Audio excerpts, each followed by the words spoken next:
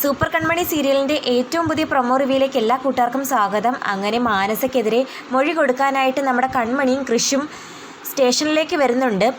അപ്പോഴാണെങ്കിൽ മാനസയുടെ അമ്മ കൺമണിയെയും കൃഷിനെയും കണ്ട് ഒന്ന് അപേക്ഷിച്ച് നോക്കുന്നു. തങ്ങളുടെ മകളെ എങ്ങനെയെങ്കിലും രക്ഷിക്കണം, 10 വർഷം അല്ലെങ്കിൽ 20 വർഷം ജയിലിൽ കിടക്കേണ്ട കുറ്റമാണ് ചെയ്തിരിക്കുന്നത്, അത്രയും വർഷമൊക്കെ ജയിലിൽ കിടന്ന ഒരു പെൺകുട്ടിയല്ലേ എന്നുള്ള രൂപത്തിൽ സംസാരിച്ച് നോക്കുമ്പം കൃഷി പറയുന്നുണ്ട്, ഈ നിമിഷം പോലും കൺമണിയുടെ കഴുത്തിൽ കിടക്കുന്ന താലി പൊട്ടിക്കുമെന്നാണ് അവൾ ഞങ്ങളെ വെല്ലുവിളിച്ചത്. അങ്ങനെ ഒരാൾ പുറത്തിറങ്ങുന്നത് കൺമണിയുടെയും എൻ്റെയും ജീവന് തന്നെ ആപത്താ. കുറച്ച് നാൾ അവൾ ജയിലിൽ പോയി കിടക്കട്ടെ, ചിലപ്പോൾ അവളുടെ മനസ്സ് മാറിയാലോ എന്നൊക്കെ കൃഷി പറയുമ്പം ഹേമയെ വിളിച്ചുകൊണ്ട് നമ്മുടെ മാനസയുടെ അച്ഛൻ അങ്ങ് പോകുന്നു. അങ്ങനെ മൊഴിയൊക്കെ കൊടുത്തു വരുന്ന കൺമണിയോടും കൃഷിനോടും മേഡമാണെങ്കിൽ കുറച്ച് ഡീറ്റെയിൽസൊക്കെ ചോദിക്കുന്നു. ശേഷം പറയുന്നുണ്ട്, കുറച്ചാളുകൾ തെറ്റ് ചെയ്ത് അകത്താകുന്നതോടെ ചിലപ്പോൾ നന്നാവാൻ ചാൻസ് ഉണ്ട്, ചിലരാണെങ്കിൽ തെറ്റിൽ നിന്നും തെറ്റിലേക്ക് തന്നെ പോകാനും.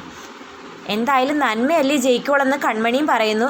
നമ്മുടെ മേഡം ആണെങ്കിൽ ചോദിക്കുന്നു, കൃഷ്ണനി ഒരു സഹോദരി കൂടിയല്ലേ ഉള്ളേ? അല്ല മേഡം, എനിക്കൊരു ചേട്ടനും കൂടി ഉണ്ട്. അതെന്താ ചോദിച്ചതെന്ന് നോക്കുമ്പോൾ ചുമ്മാ ചോദിച്ചെന്നേ ഉള്ളൂ എന്ന് നമ്മുടെ മേഡം പറഞ്ഞതിന് ശേഷം കൺമണിയും കൃഷിയും യാത്ര പറഞ്ഞു പോകുന്നുണ്ട്. അതേസമയം കൺമണിയെ കാണാത്ത വിഷമത്തിലാണ് ശ്രീനിവാസൻ.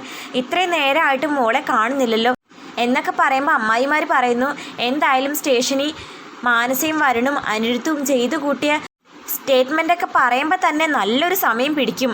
അങ്ങനെ വരാത്ത അമ്മായിയോടും നടന്ന കാര്യങ്ങളൊക്കെ ഷെയർ ചെയ്യുന്നുണ്ട് ശ്രീനിവാസനും ഗോകുലും അമ്മായിയും.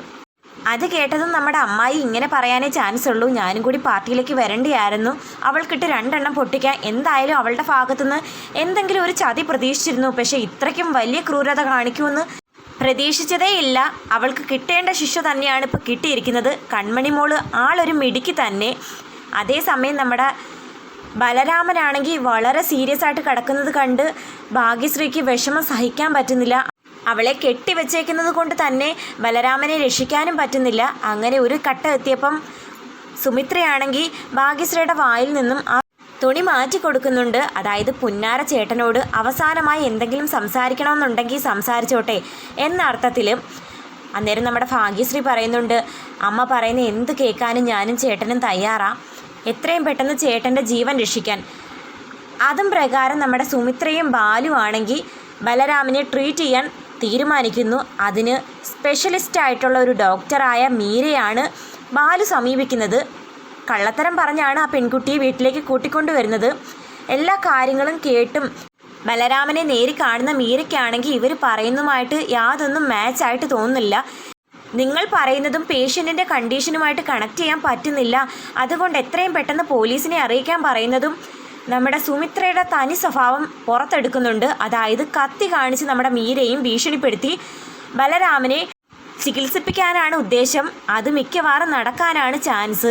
എന്തായാലും നമ്മൾ എപ്പിസോഡ് കണ്ടപ്പോൾ തന്നെ മനസ്സിലാക്കിയിരുന്നു, മീര ഒരു ഡോക്ടറാണ്, അതും സ്പെഷ്യലിസ്റ്റ് ആയിട്ടുള്ളൊരു സർജൻ. മാത്രമല്ല വിവാഹം കഴിച്ചിട്ടുമില്ല. വിവാഹാലോചനയുടെ ഭാഗമായി നാളെ ഒരു പയ്യൻ പെണ്ണ് കാണാൻ വരുന്നുണ്ടെന്നാണ് കൂട്ടുകാരിയോട് പറഞ്ഞതും. മിക്കവാറും നമ്മുടെ ബലരാമൻ്റെ പെൺകുട്ടിയായി മാറാൻ ചാൻസ് ഉണ്ട്.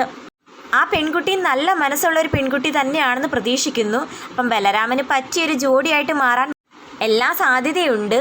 കൂടാതെ ബലരാമൻ സ്നേഹിച്ച മാനസേക്കായും എന്തുകൊണ്ടും നല്ലൊരു പെൺകുട്ടി തന്നെയാണ് മീര.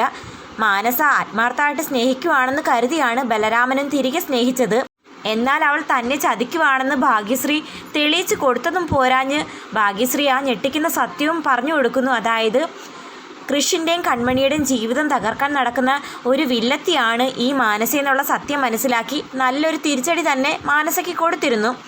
അപ്പോൾ അങ്ങനെ മാനസയെ തൻ്റെ ജീവിതത്തിൽ നിന്ന് ഒഴിവാക്കി കൃഷിൻ്റെയും ബലരാമൻ്റെയും വിവാഹം ഒരു ദിവസം തന്നെ നടത്തണമെന്നായിരുന്നു നമ്മുടെ സാഗറിൻ്റെയും സുചിത്രയുടെയൊക്കെ ആഗ്രഹം. എന്നാൽ അതിന് വിരുദ്ധമായി നമ്മുടെ മാനസയുടെ കൊടും ചതി മനസ്സിലാക്കി മാനസ ബലരാമന് യോജിച്ച പെൺകുട്ടിയല്ലെന്ന് മനസ്സിലാക്കി ആ വിവാഹാലോചനയിൽ നിന്നും പിന്മാറിയതാണ് സാഗറും സുചിത്രയും.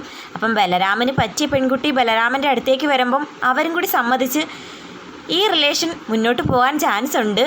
ബലരാമൻ എത്രയും പെട്ടെന്ന് സുഖം പ്രാപിക്കും. ബലരാമനെ രക്ഷിക്കാനായിട്ട് സുമിത്രയും ബാലുവും മുൻകൈയെടുത്ത് നിൽക്കുന്നത് ഭാഗ്യശ്രീ വാക്ക് കൊടുത്തിരുന്നു, തങ്ങൾക്ക് അനുകൂലമായി തങ്ങൾ പറയുന്ന എല്ലാം അനുസരിക്കാമെന്ന്. ആ പ്രതീക്ഷയിലാണ്. ഒരിക്കലും രക്ഷപ്പെട്ടാൽ പോലും ബലരാമൻ ഇനി ഇവരുടെ ചതിക്ക് കൂട്ടു നിൽക്കാനൊന്നും പോകുന്നില്ല. അപ്പം കാത്തിരിക്കാം ആ കിടിലൻ എപ്പിസോഡുകൾക്കായി. വീഡിയോ ഇഷ്ടമായാൽ തീർച്ചയായിട്ടും ചാനൽ ഒന്ന് സബ്സ്ക്രൈബ് ചെയ്ത് സപ്പോർട്ട് ചെയ്യാൻ മറക്കല്ലേ കൂട്ടുകാരെ.